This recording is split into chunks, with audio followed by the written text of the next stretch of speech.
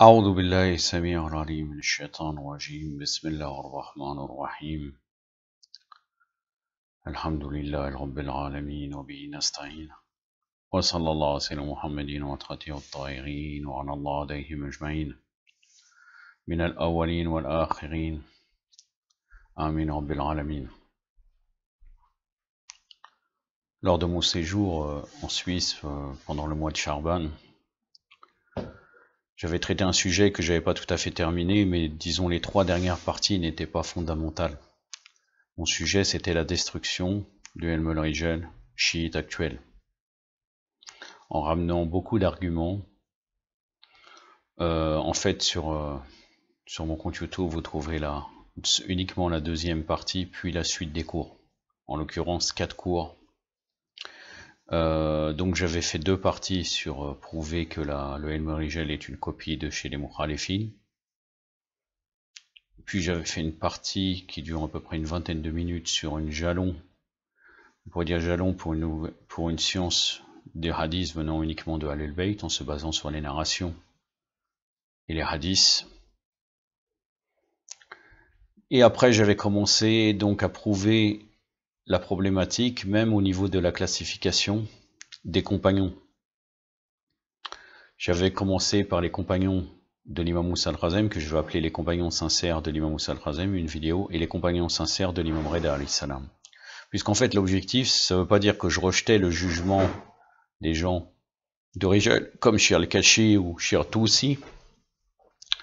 L'objectif c'était de montrer et d'accepter uniquement, et après les autres mettre entre parenthèses, ça ne veut pas dire les rejeter totalement, ceux qui ont été nommés directement par les imams. Par exemple, si quelqu'un est un délégué de l'imam, c'est-à-dire pour par exemple le Khomos ou autre chose, ou bien que l'imam le loue, c'est évident qu'il est parmi les gens de confiance.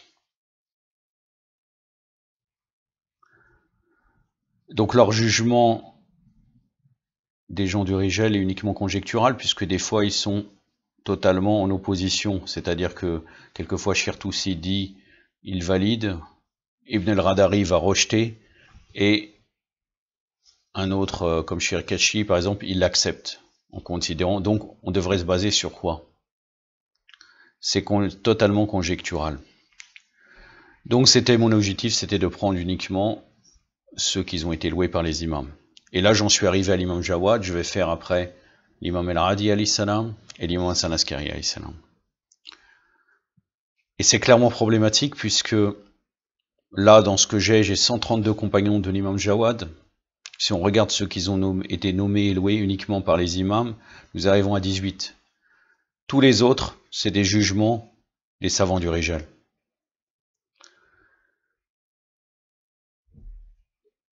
Alors que même c'est contradictoire, puisque vous savez très bien que en réalité on accepte même des gens que leurs croyances seraient déviées. Par exemple, à l'époque de l'imam Moussa al-Khazem alayhi salam, pour les compagnons de l'imam Reda, ils ont accepté les Waqifiyya, ceux qui rejetaient, qui ne reconnaissaient pas l'imam Reda alayhi salam,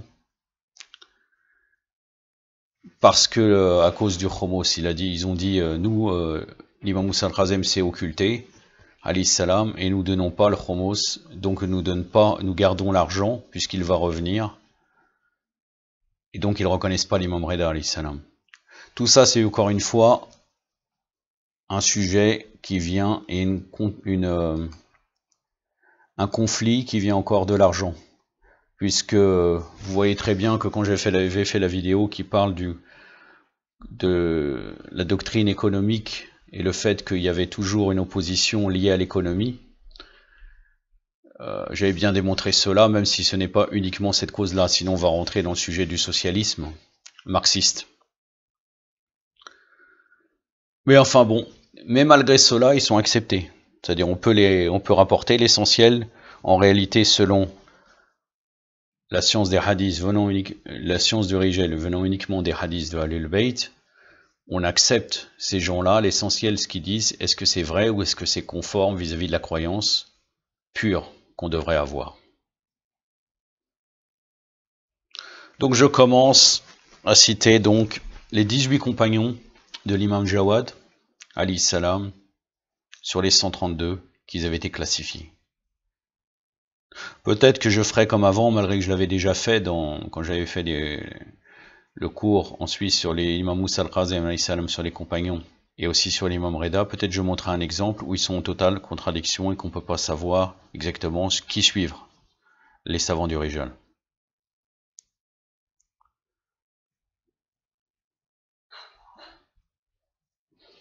Le premier compagnon, Ibrahim ibn Muhammad al-Hamadani, Chertoussi l'a mentionné parmi les compagnons de l'imam Reda et de l'imam Jawad.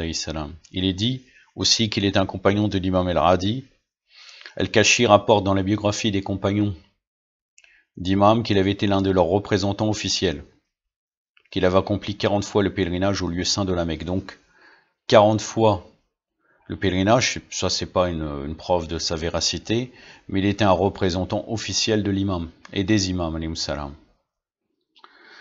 Al-Kashi rapportait un fait attribué à Ibrahim ayant déclaré avoir écrit à l'imam Abu Ja'far al-Jawad, donc Abu Ja'far al-Sani, alayhi salam, pour l'informer de ses preuves et adversités, et que l'imam alayhi salam lui répondit par un courrier dans lequel l'imam lui disait que Allah a ta victoire sur celui qui ait fait preuve d'injustice à ton égard et qu'il te protège contre son mal. Je t'annonce la bonne nouvelle de la victoire toute proche d'Allah et la récompense à venir dans l'autre vie, accroît sans fin la louange à Allah.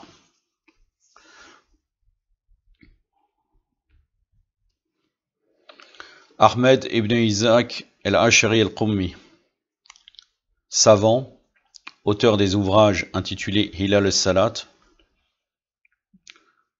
donc les explications, les causes de Salat, et Masail al-Rijal li Abil Hassan al-Salas. Abul Hassan al-Salisa, c'est l'imam al-Adi alayhi salam. Reconnu digne de confiance, il était représentant des imams immaculés alayhim salam auprès des habitants de Qom, qui venaient à lui pour en recevoir des réponses islamiquement fondées concernant des questions de jurisprudence islamique. Il rapporta d'après l'imam Jawad et l'imam al-Adi alayhi salam, proche compagnon de l'imam al-Askari, il a vu son fils, le 12e imam du temps, Muhammad Hujjat ibn al-Hassan.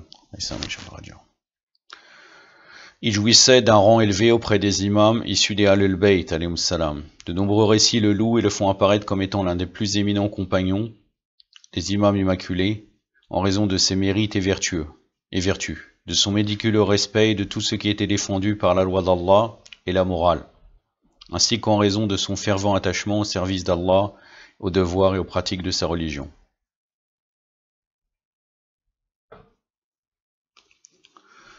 Ahmed ibn Muhammad Abu Nasr al-Byzanti, reconnu digne de confiance parmi les gens de Koufa. Al-Najashi déclara qu'il rencontra l'imam al-Reda, l'imam Ali al-Reda, l'imam al-Jawad, et qu'il jouissait, salawatullah alayhima, et qu'il jouissait auprès d'eux d'un rang élevé en raison de sa piété sincère et fervente de son savoir. Il rapporta, d'après ses imams, auteur d'ouvrages dont Al-Jamir et Al-Nawadir, Al-Kashi rapporta d'après Ahmed ibn Muhammad ibn Abu Nasr al-Byzanti un fait vécu par celui-ci. Un jour, accompagné de Safwan ibn Yahya et de Muhammad ibn Sinan, nous entrâmes chez Abul Hassan, donc là l'imam al-Adi alayhi salam. Après nous être assis chez lui, quelque temps nous nous levâmes avec l'intention de sortir. C'est alors qu'il me dit, quant à toi, rassis-toi. Ce que je fis.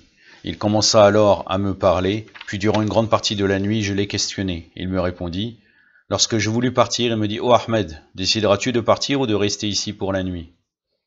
J'ai répondu que je te sois offert en rançon, cela dépend de toi. Si tu m'ordonnes de partir, je partirai, si tu m'ordonnes de rester, je resterai. Là vous voyez, ça c'est aussi un des signes qu'il était totalement soumis à l'imam.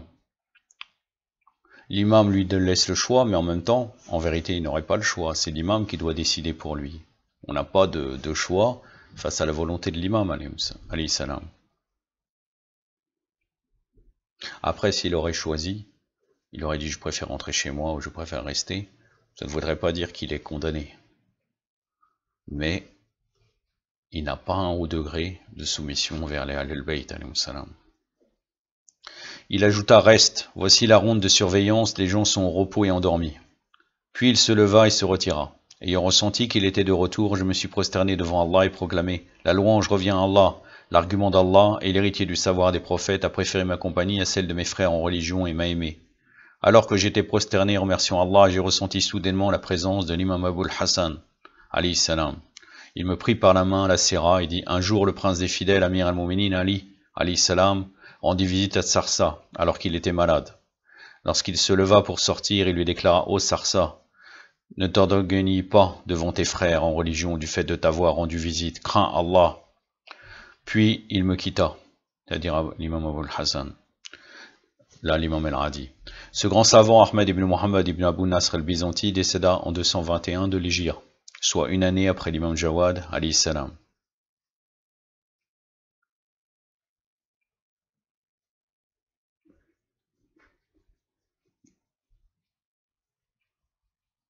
Ahmed ibn Muhammad ibn Isa al-Ash'ari al-Qawmi. Chertoussi l'a mentionné parmi les compagnons de l'imam Jawad alayhi salam. Il fut le premier à s'installer à Qawm. Il était surnommé Abu Ja'far. Selon Ekashi, il était le shir des habitants de Qawm, alors ainsi que leurs savants et juristes. Il rencontra les imams Ali al-Reda, donc Abu Ja'far al-Sahani, pardon, l'imam Reda,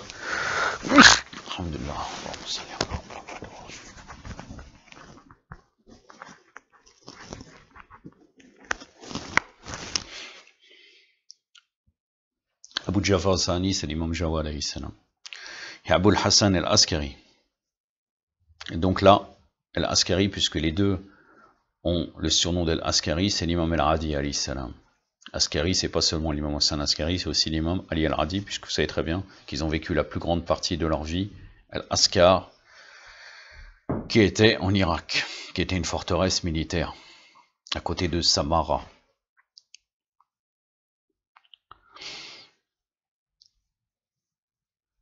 Il rencontra les imams Ali al-Reda, Abu Ja'far, donc là l'imam Jawad, et Abu al-Hassan al-Askari, l'imam al-Hadi alayhi salam. Il rapporta d'après l'imam Abu Ja'far al-Baqir alayhi salam, d'après l'imam Ali ibn Muhammad al-Hadi, ainsi que d'après Abu Sabet, Abu Ja'far al-Baghdadi, Abu al-Hassan et d'autres. Auteur de plusieurs livres, notamment sur l'unicité divine, les vertus du prophète, sallallahu alayhi wa alayhi, le mariage temporaire, les faits exceptionnels, l'abrogeant et l'abrogé, les qualités des Arabes, etc. Il rapporte environ 2290 traditions.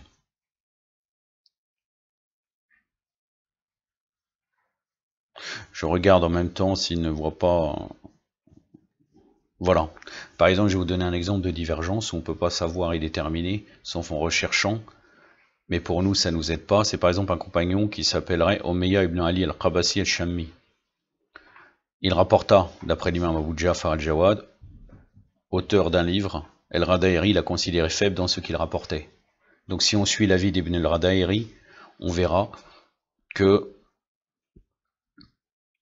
on ne l'acceptera pas comme rapporteur de hadith. Pourtant, d'autres savants du Rijal l'ont accepté. Donc ça reste conjecturel, sauf en faisant beaucoup de vérifications. C'est pour ça que je vous donne uniquement les compagnons qui sont loués par les imams, ou bien qu'ils ont assumé une responsabilité importante qui fait qu'ils soient dignes de confiance. Abu Ali al-Hassan ibn Rashid al-Baghdadi, digne de confiance. Chertoussi l'a mentionné parmi les compagnons de l'imam Jawad alayhi salam. Quant au Shir al-Mufid, il le classa parmi les éminents juristes et savants, desquels des sentences étaient reçues concernant le permis et l'interdit. Représentant de l'imam al-Hadi alayhi salam pour Bagdad et ses proches villages, l'imam alayhi salam avait écrit à leurs habitants pour leur dire qu'ayant désigné Abu Ali al-Hassan ibn Rashid au même rang que celui tenu auparavant par Ali ibn Hussein ibn Abd al-Rabi' et ses représentants avant celui-ci, il leur ordonnait de lui obéir en raison du fait que lui obéir signifiait lui obéir, que lui désobéir signifiait lui désobéir. Donc regardez le haut degré de ce compagnon. Obéir à l'imam,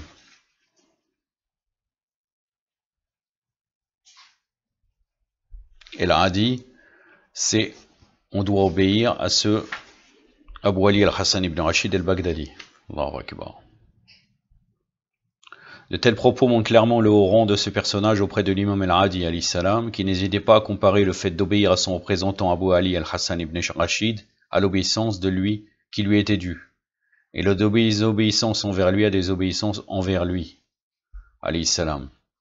Bien évidemment, ce personnage était parvenu à ce haut rang qu'après avoir fait la preuve de sa dévotion sincère envers Allah et de son fidèle et fervent attachement à la religion et à ses pratiques. El-Kashi rapporte un courrier de l'imam Abul Hassan al-Askari alayhi salam, daté de l'an 232 de l'Hégire, dans lequel apparaît la totale confiance accordée par cet imam, donc l'imam al-Hadi alayhi salam, Abu Ali al-Hassan ibn Rashid al-Baghdadi. Après son décès, l'imam al-Askari, Hassan al-Askari, dira de lui qu'il avait vécu en bienheureux et qu'il mourut de la mort des martyrs. Donc il est clair qu'il est totalement loué par les imams alayhi salam et aimé.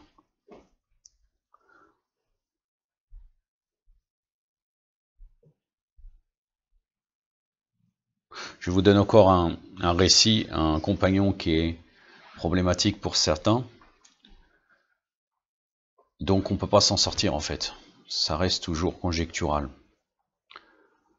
S'il serait un compagnon. Abu Muhammad al-Hassan ibn Ali ibn Abu Osman, surnommé le prosterné. Il était originaire de Koufa. Reconnu faible dans ce qu'il rapportait, il est néanmoins l'auteur d'un livre sur les choses rares. Shir-Tousi l'a mentionné parmi les compagnons de Imam Jawad. Donc là vous avez l'avis de Shir-Tousi. Mais d'autres savants du Rijal l'ont reconnu faible. El-Kashi a rapporté un récit dans lequel il est présenté comme un homme de faible foi et de vaine croyance. Voilà. Encore une fois, cela prouve encore une fois, mis à part le fait que ça a été copié sur les mukhalifin, cette science, c'est une science totalement conjecturale. El-Hussein ibn Imam Moussa ibn Jafar, fils de l'imam Moussa al-Qazem alayhi salam, en indiquant l'imam Jawad alayhi salam, un bédouin lui demanda: qui est ce jeune homme? Il répondit: il est le gardien du message du messager d'Allah. Sallallahu alayhi wa alayhi. Khayran el-Qadem el-Qaratisi. El-Kashi déclara l'avoir trouvé dans le livre de Mohammed ibn al-Hassan ibn Bandar al-Qawmi et selon sa propre écriture que el-Hussein ibn Mohammed ibn Amir lui avait dit, que Khayran ibn al-Qadem el-Qaratisi avait dit, accomplissant le pèlerinage à l'époque de l'imam Abu Jafar Mohammed ibn Ali ibn Moussa, j'ai demandé après quelques serviteurs ayant un rang élevé pouvant mener Abu Jafar alayhi salam.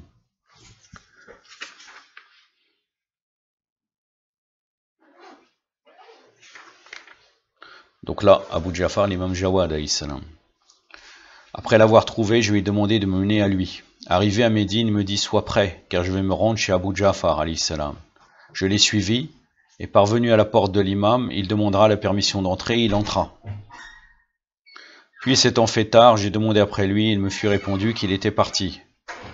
Me retrouvant seul en état de contrariété, un autre serviteur arriva et me demanda: es-tu Khayran? J'ai répondu: oui, je le suis.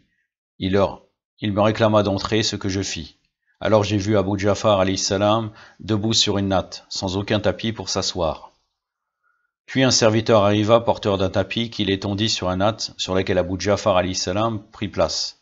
En le contemplant, j'ai été pris d'un grand respect mêlé de retenue, de considération et de grand étonnement. Je me suis approché de la natte, je l'ai salué, il répondit à mon salut, me tendit la main, je la saisis, puis embrassai et passai sur mon visage. Sans me lâcher la main, il me fit asseoir. Puis après m'être calmé, je lui ai relâché la main. Donc là, bien sûr, vous voyez que Abu Jafar, l'imam Jawad alayhi salam, respecte vraiment la sunna du prophète, sallallahu alayhi wa sallam, bien sûr, puisqu'il est l'imam. Donc c'est pour ça qu'il ne lui lâche pas la main. Des fois, il y a des petits détails qui sont très importants que des fois on passe. Mais c'est pour ça qu'il lui lâche pas la main jusqu'à que le compagnon Khayran lui lâche la main. El-Rayyan ibn Shabib m'avait dit que lorsque je rencontrais Abu Jafar, je devrais lui dire ceci: ton serviteur El-Rayyan ibn Shabib t'envoie ses salutations et te demande d'implorer Allah pour lui et son fils. Dès qu'Abu Jafar commença à me parler, je lui ai transmis ce que m'avait réclamé El-Rayyan. L'imam, alayhi salam, implora Allah pour Rayyan, mais s'abstint de le faire pour son fils. Alors par 3 fois, je lui ai renouvelé ma requête, et par 3 fois, l'imam implora Allah pour Rayyan, s'abstenant toujours de le faire pour son fils.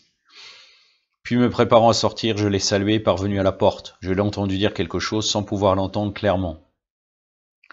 Le serviteur s'étant approché de moi, je lui ai demandé: quels sont les dires de mon maître? Le serviteur me répéta ce qu'avait dit Abu Jafar, alayhi salam.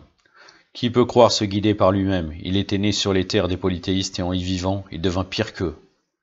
Mais lorsque Allah décidera de le guider, il le guidera. Donc il répond à la question de Khayran concernant l'état du fils de Rayyan ibn Shabib. Zakaria ibn Adam ibn Abdullah ibn Sadr Ashari al-Qummi, digne de confiance et de grand mérite, auteur d'un ouvrage, il jouissait d'une grande estime auprès de l'imam Ali al-Rida alayhi salam. El-Kashi dit avoir entendu de l'un des compagnons nommé Abu Talib ce que Abdullah ibn Sald al-Qummi avait déclaré. Je m'étais rendu en visite chez Abu Ja'far le second, donc l'imam Jawad alayhi salam, à la fin de sa vie, entendu dire que Allah récompense en bien et ma part Safwan ibn Yahya, Mohammed ibn Senin et Zakaria ibn Adam pour avoir été fidèles. C'est aussi Mohammed ibn Abza qui rapporta d'après Zakaria ibn Adam ayant déclaré: j'ai dit à El-Reda alayhi salam, je désire abandonner les gens de ma demeure, car il m'a permis un grand nombre de sauts. Il m'a répondu, il ne faut pas le faire, car par toi, l'affliction écartait des gens de ta demeure de la même manière qu'elle écartait des gens de Bagdad par Abu al-Hassan al-Qadim alayhi salam. C'est-à-dire que la présence de l'imam Moussa al-Khazem, le fait qu'il ait la Hujja, il n'y a pas de malheur à Bagdad. Et là, il a un tel degré, ce compagnon, bon bien sûr, il n'a pas le même degré que l'imam al-Khazem alayhi salam, mais il est quand même aimé par Allah, le fait qu'il soit préservé, tellement il joue un grand rôle dans sa ville.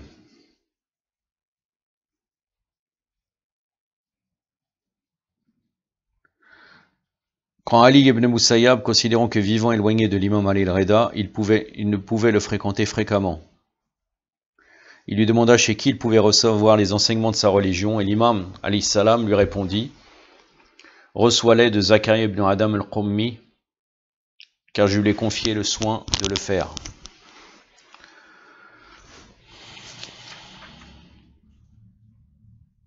Salih ibn Muhammad ibn Sa'l,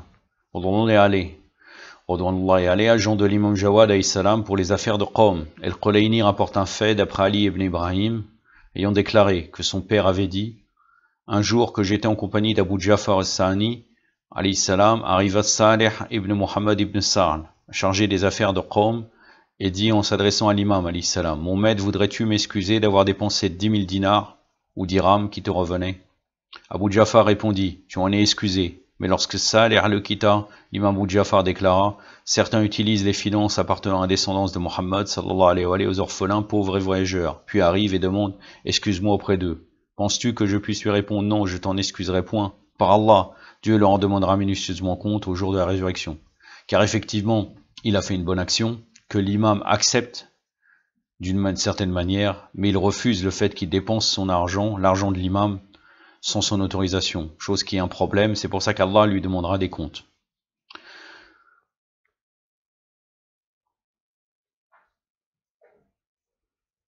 Il reste quand même qu'il a été un compagnon proche de l'imam. Safwan ibn Yahya al-Bajali, Shirtusi l'a mentionné parmi les compagnons de l'imam Jawad alayhi salam, de l'imam Moussa al-Khazem alayhi salam et de l'imam Ali al-Rida alayhi salam, ayant été élevés dans l'esprit des Ahlul Bayt alayhim salam, il les imitait dans leur façon de vivre et se guidait auprès d'eux, sans jamais les contredire ni dévier de la voie qu'ils indiquaient. L'imam Jawad alayhi salam louait son attitude absolument islamique. Ali ibn al-Hussein ibn Daoud al-Qawmi déclara avoir entendu l'imam Abu Ja'far alayhi salam dire que Allah soit satisfait de Safwan ibn Yahya et de Muhammad ibn Sinan, car j'ai moi-même été satisfait d'eux. Ils m'ont jamais fait preuve de différence d'opinion avec moi ni avec mon père. Compter parmi les gens de fervent attachement au service d'Allah, aux devoirs et aux pratiques de la religion, ainsi que compter parmi les compagnons les plus sincères envers les imams immaculés, alayhim salam, issus des Ahlul Bayt, en raison de ses vertus irréprochables et de son vaste savoir. Les historiens et les rapporteurs ont tous reconnu son statut de personnage digne de confiance. Shirtusi déclara qu'il était l'homme le plus digne de confiance de son époque parmi les gens du hadith. Najashi le reconnaît aussi comme tel, homme de fervente dévotion rendue à Allah.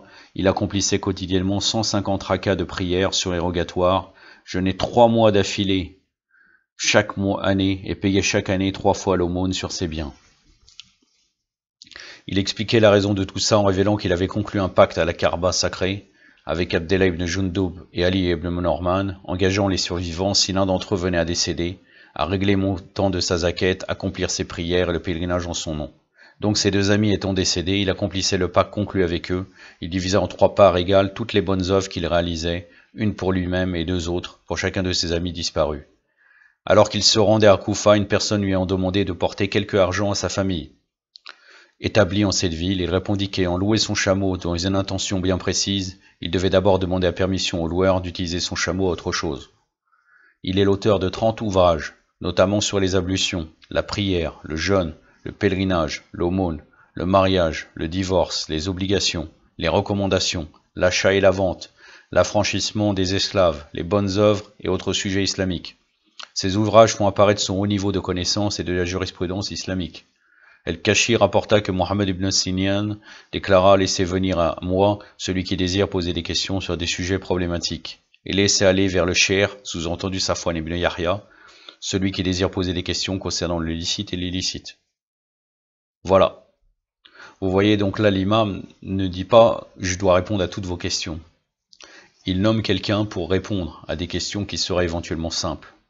Chose que des gens devraient réfléchir à cela quand beaucoup de gens posent des questions qu'ils pourraient trouver dans les livres, ils ne font aucun effort et ils vont voir tel ou tel shir.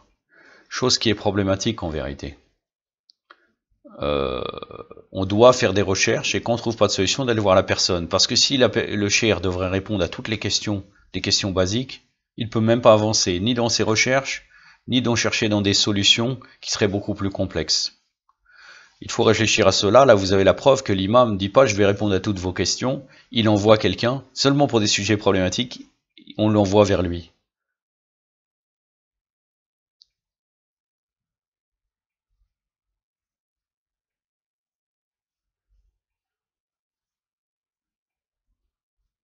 Non, là c'est Mohammed ibn Sinan, pardon, c'est pas l'imam. Mais Mohammed ibn Sinan est totalement élevé par l'imam. Mohammed ibn Sinan qui avait un plus haut degré apparemment que Safwan ibn Yahya, puisqu'il est loué même par l'imam déjà réellement. Malgré que bon, l'imam a dit que de soit satisfait de Safwan ibn Yahya et de Mohammed ibn Sinan. Là, Mohammed ibn Sinan est là pour répondre aux questions problématiques et Safwan ibn Yahya est là pour répondre aux questions de halal ou haram. Il décéda à Médine en l'an 210. Là, toujours Safwan ibn Yahya, bien sûr, à l'époque de l'imam Abu Ja'far el-Jawad, qui offrit le linceul et autres affaires nécessaires aux funérailles. L'imam alayhi salam ordonna qu'Ismaïl ibn Moussa, là vous voyez, il lui offre le linceul. Imaginez-vous le linceul béni, le kafan que Abu Ja'far el-Jawad, le fait qu'il lui a offert, il est sauvé. Les anges le protègent dans la tombe, il n'y a aucun doute là-dessus. Rahmatullahi alayhi. On pourrait même dire alayhi salam en vérité. Assalamu alayhi. Assalamu ala. Allahumma salli ala Muhammad. Assalamu alayna wa ibadallah salihin. Voilà. Paix pour les serviteurs vertueux. S'il ne fait pas partie des serviteurs vertueux, Safwan ibn Yahya, c'est que on n'a rien compris en vérité. L'imam ordonna qu'Ismaïl ibn Moussa soit celui qui accomplirait la prière du défunt sur le corps de Safwan et de le mettre en terre dans le cimetière de Baqir.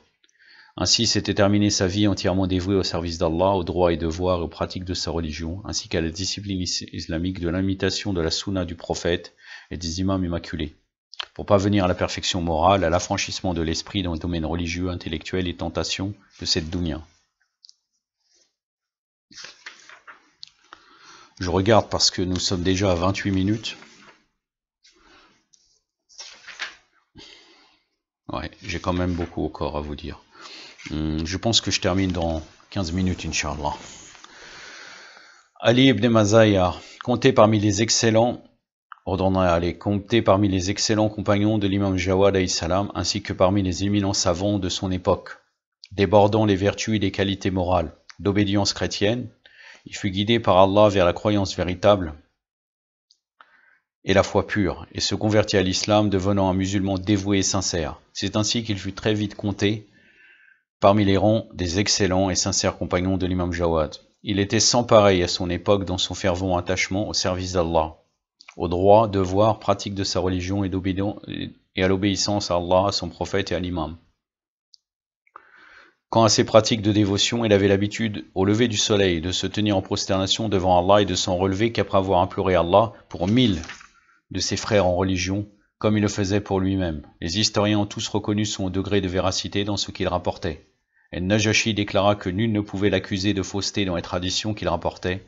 Une callosité sur le front était la marque de ses longues prosternations devant le Seigneur.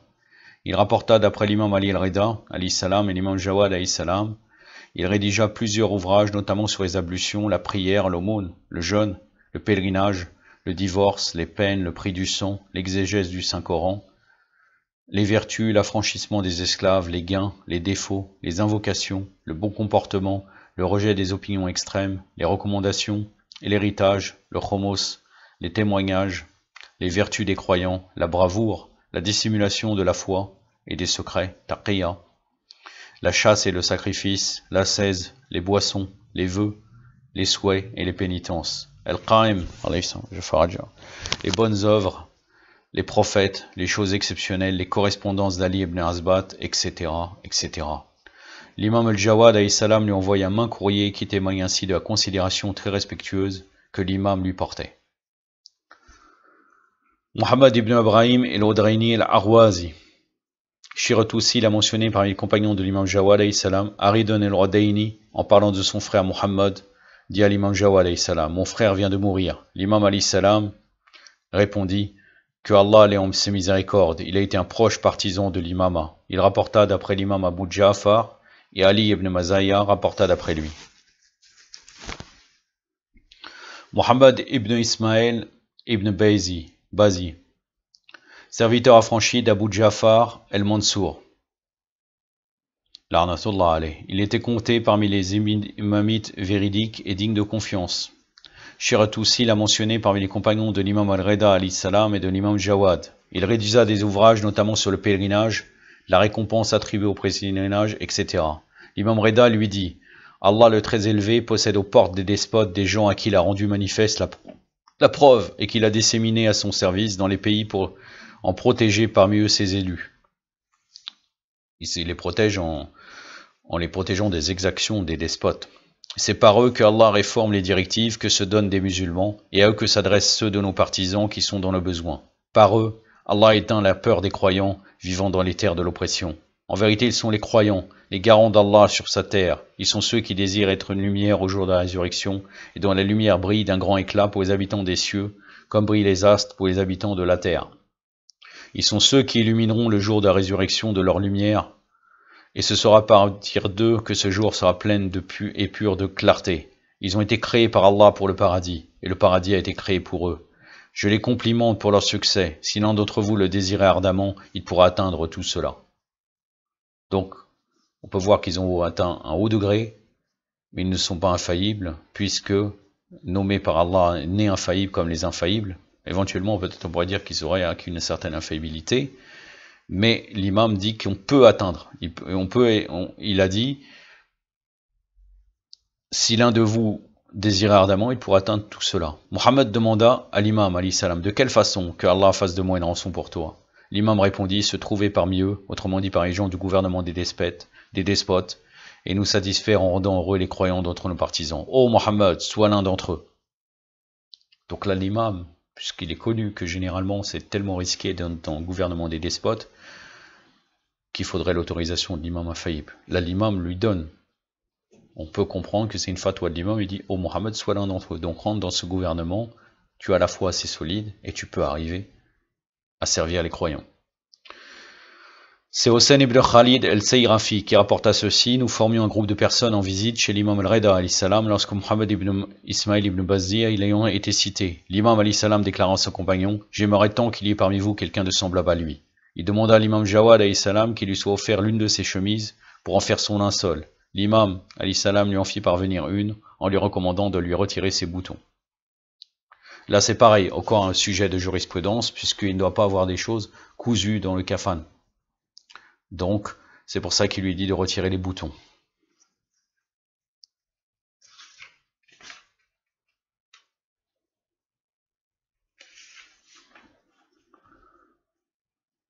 Muhammad ibn Hassan el-Wasiti, compté parmi les compagnons de l'imam Jawad, El-Fad ibn Shardan rapporta qu'il jouissait d'un haut rang auprès de l'imam Abu Ja'far, l'imam Baqir alayhi salam, l'imam Jawad alayhi salam, et que l'imam Abu Hassan lui fit parvenir quelque argent lors de sa maladie.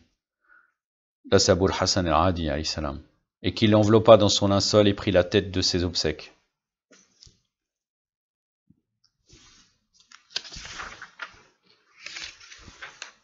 Il me reste 2 compagnons, Inch'Allah. Donc j'aurai fini dans à peu près 5 minutes, Inch'Allah. Abu Jafar, Mohammed ibn Sanin el-Zahiri el-Khazaï, très estimé par les imams immaculés, issus des Ahlul Bayt et des auteurs, le cite comme ayant été compagnon des imams Jafar Sadiq alayhi salam, Moussa al-Khazem, Ali al-Reda et Mohammed al-Jawad alayhi salam ajma'in.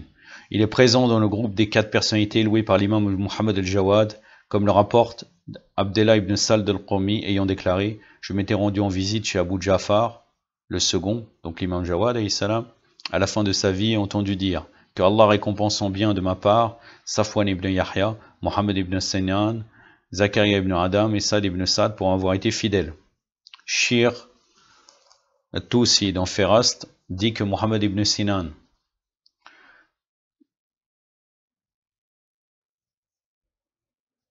avait rapporté la lettre que l'imam Abu Ja'far alayhi salam avait adressée aux gens de Bassora. Néanmoins, certains auteurs le critiquent, tel Najashi, et ont déclaré que Mohammed ibn Sinan était très faible dans ce qu'il rapportait. El-Fad ibn Shardan déclara ne pas permettre la diffusion des traditions apportées par Mohammed ibn Sinan. Imaginez-vous, vous avez un hadith qui loue l'imam, et vous trouvez après, quand même, que Shir Tousi, donc, que Najashi le déclare faible. Étonnant. Lorsqu'il décéda,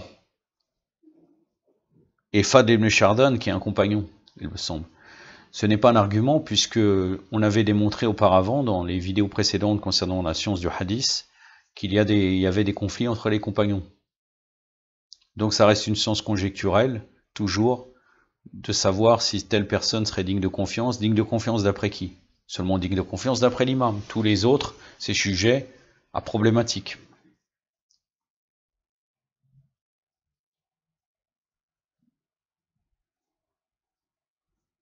Lorsqu'il décéda, lui-même recommanda aux gens de ne citer aucune tradition en son nom, car elle provenait d'un livre acheté au marché. Ce qu'il avait rapporté fut donc soumis à la critique, lui-même ayant reconnu avoir exagéré et manqué de conviction en matière de religion. Mis en garde qu'il n'empêchera pas ses nombreux descendants de rapporter d'après lui les dires des imams immaculés, issus des Ahlul Bayt alayhim salam.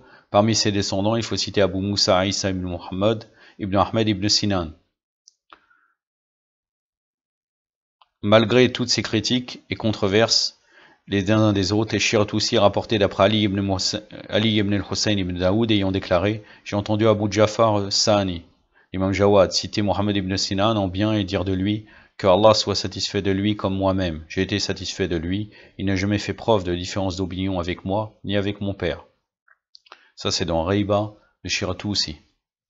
Quand un Sayyid ibn Taous, il rapporte un miracle de l'imam Jawad alayhi salam accompli en faveur de Mohammed ibn Sinan, qui ayant perdu la vue, le recouvra après l'imposition des mains de l'imam alayhi salam sur ses yeux. Voilà, c'est pour ça on pourrait dire pourquoi j'ai choisi ce compagnon qui pose problématique, qui a des divergences, mais vous voyez aussi là une grande faiblesse de certains. Il y a des hadiths clairs concernant ce compagnon, et on arrive à discuter s'il est faible. C'est vraiment étonnant. Le dernier compagnon, Mohammed ibn Yunus ibn Abderrahman, le fils du fameux Yunus ibn Abderrahman que je vous présente plus, qui est très très connu parmi les compagnons. Shir Tousi l'a mentionné parmi les compagnons de l'imam al-Reda alayhi salam et de l'imam Jawad alayhi salam. El-Kashi rapporte que lorsque le régime abbasside força ibn Abu Omer pour qu'il révèle les noms des partisans de l'imam Ali alayhi salam pour les jeter en prison, il n'en révéla aucun, et qu'en conséquence, il fut condamné à la peine de 100 coups de fouet. Puis lorsqu'il alla révéler ses noms sous la torture, il entendit Mohammed ibn Yunus lui dire: ô Mohammed ibn Omer, rappelle-toi le jour où tu seras devant Allah. Il supporta la torture et ne révéla aucun nom.